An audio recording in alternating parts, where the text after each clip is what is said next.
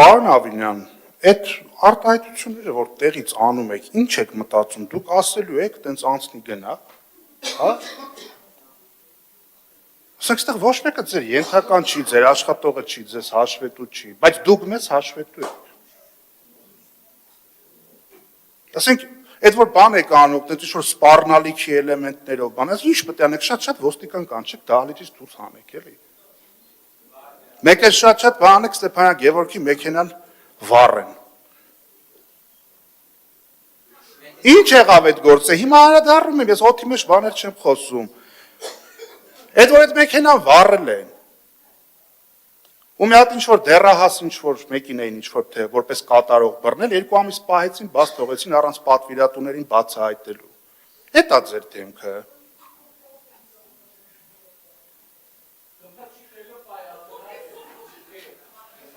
Հիմա ըստ էության, մի վարքյան, ժողովուրդ, հանգիստ։ Ոչ մի խոսք օդի մեջ չի մնում, անպատասխան չի մնում ու բումերանգի էֆեկտը միշտ աշխատում է։ Սիրելի երևանցիներ, երբ որ խոսք է գնում քաղաքի կառավարման,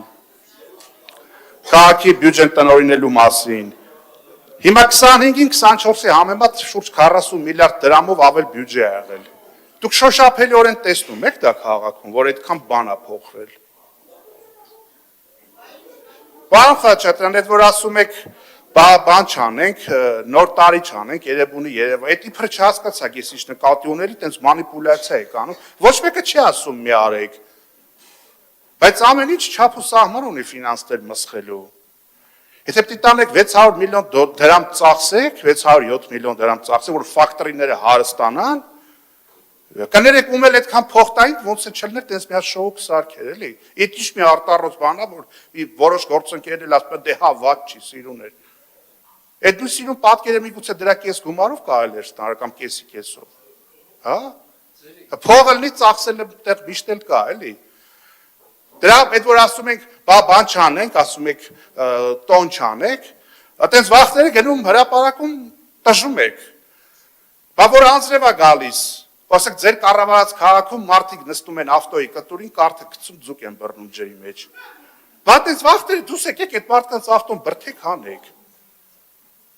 Ձեր կառավարած քաղաքում, որ տարվա մեջ չես գլոբալ տաքացման բերումով 1-2 օր ձուն է գալիս, դուք չկաք, որովհետև սա քաղաքը կանգնած է։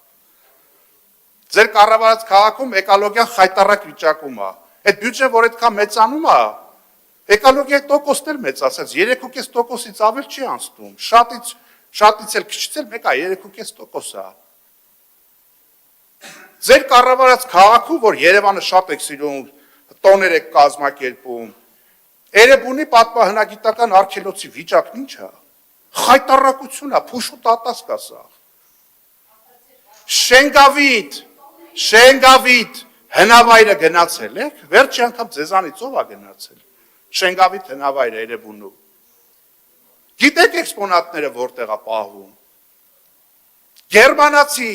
ռազմագերիների պահման բառակների մեջ։ Դուք այդտեղ եք Երևանի անձնագրի մի հատվածը ցույց տալիս։ Այդ է ձեր կառավարած քաղաքը։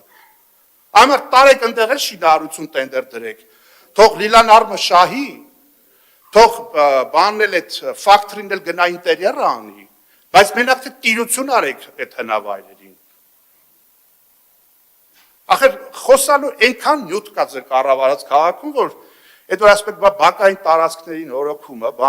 մյուսը, բակային տարածքների հետ կապված քանի ասենք գրություն ենք գրում, ինչ հանդիմությունն է գրել,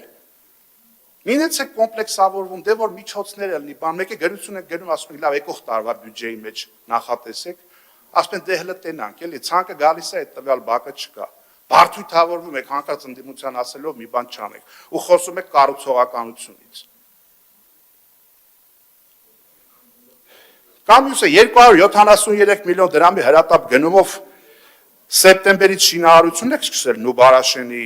ուղղությամբ Արհով շինսպայի հետ, դեկտեմբերին նոր հրատապով մեկ անձից գնում եք կատարել, դուք շինարարությունը սկսում եք հետո եք գնում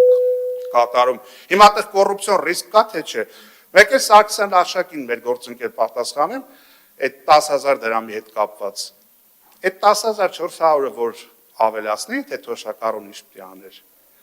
Տրանսպորտի համար կվճարեր, չէր բոյկոտի։ Այսքան բան, պարոն Ավինյանն էլ երջանիկ կլներ, Թոշակառուն էլ, Նիկոլ Փաշինյանն էլ հետը, այսքանը։